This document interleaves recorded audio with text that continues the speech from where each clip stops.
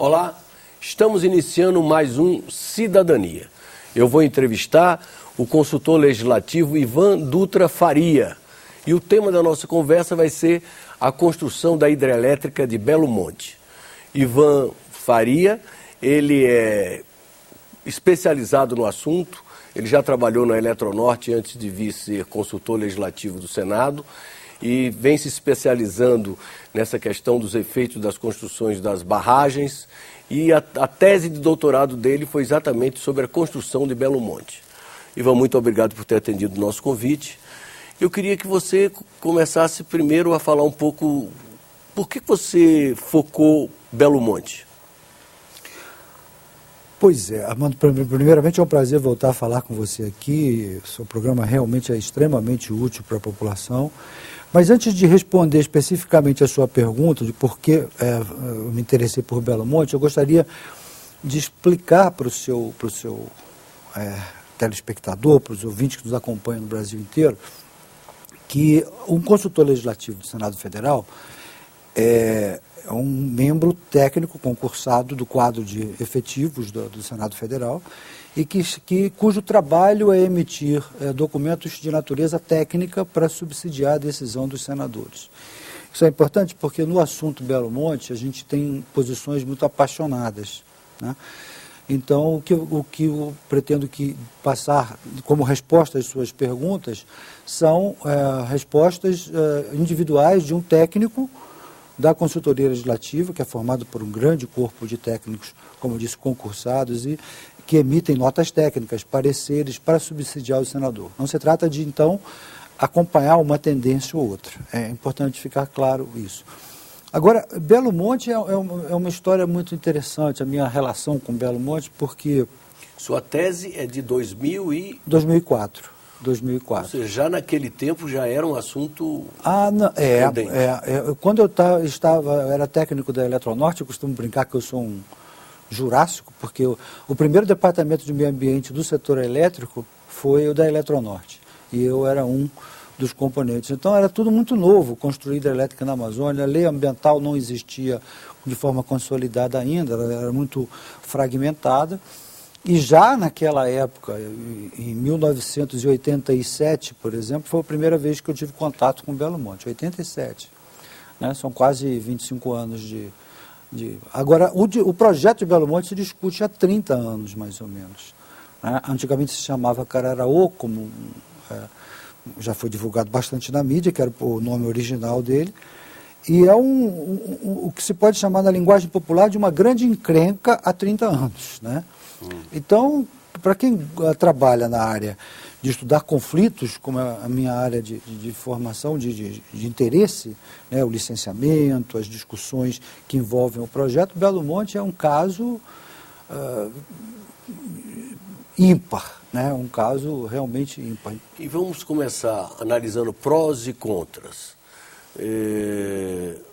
Vamos para o prós. Quais são os argumentos que justificam essa grande obra? Bom, a primeira coisa que eu teria a te dizer para a gente poder encaixar esses prós e contras é que há um grande problema de informação envolvendo o assunto. Né? Então, os prós e contras, por exemplo, o primeiro pró que não está suficientemente repassado à sociedade é que nós temos uma matriz elétrica incomparável no mundo. Então, a opção por hidrelétricas é uma insanidade não considerá-las no Brasil. É uma insanidade, é quase um crime de lesa pátria. Então, uma hidrelétrica, nós temos, por exemplo, 91% da nossa matriz elétrica, 91% somando a maior parte, 85% mais ou menos hidrelétrica, mais eólica e mais a parte de álcool, de biomassa.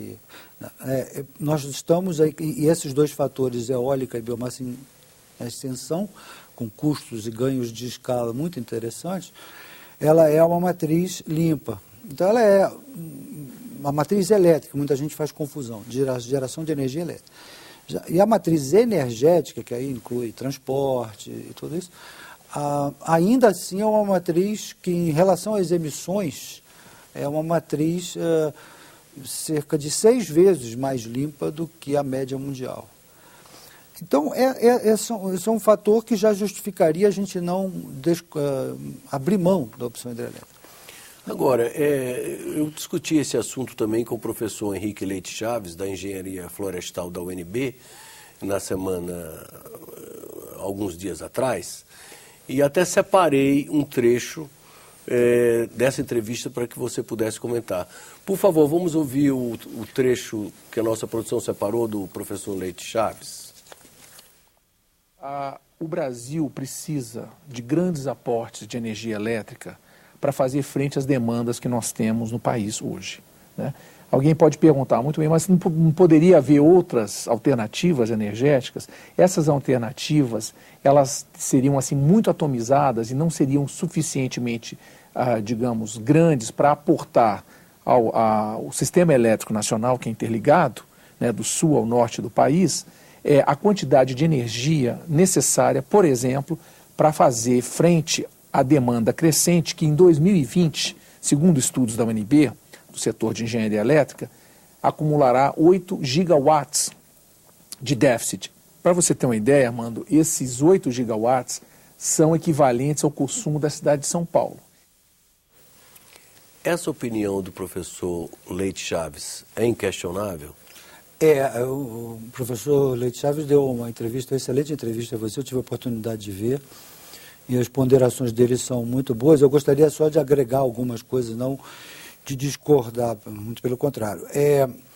Complementando o que ele disse, realmente, primeiro, há um grande equívoco, inclusive muito divulgado pela mídia, de que nós temos que optar entre ou investimos nesta forma de energia ou na outra, né?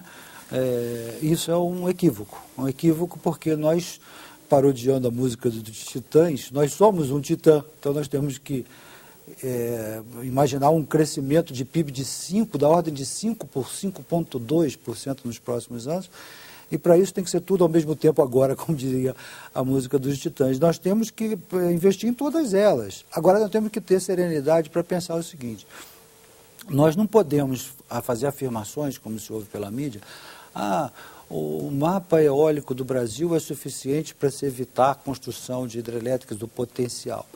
Isso é outro equívoco, quer dizer, primeiro está jogando uma forma de energia contra a outra e elas devem ser complementares tecnicamente, não há razão para isso virar um grande Fla-Flu, um grande Corinthians e Palmeiras, isso não existe, não é razoável, não é sensato fazer isso.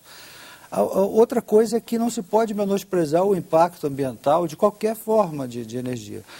É uma coisa, essa visão idílica de outras formas de energia, ela vai chegar a um impasse no futuro. Porque as pessoas vão constatar o seguinte: quando você tem uma opção de geração de energia eólica, térmica, de qualquer natureza, solar, e todas essas formas a que se dá um caráter mais romântico, e aí não vai nenhuma crítica, as pessoas não estão informadas mesmo, acham, é bonito ver um catavento e achar, outras pessoas já não acham bonito. Há comunidades na Alemanha que rejeitaram solenemente a instalação de eólicas com a questão da poluição visual. Depois, se você quiser, a gente até volta ao assunto, mas uma eólica tem um fator de capacidade de 20%, 30%. Então você precisa instalar muita coisa e, o mais importante, elas só geram energia, seja térmica, seja eólica, seja solar, nuclear, né? A nuclear ainda tem um efeito também pouco divulgado, que o tratamento da energia nuclear nos dá radioisótopos que nós precisamos com muita frequência no nosso dia, como o iodo para fazer exame da tireoide, como cobalto para tratamento de câncer e outros exames radioativos que a gente ouve falar todo dia aí que as pessoas fazem. Já a usina hidrelétrica não. A usina hidrelétrica ela tem múltiplos usos, né, como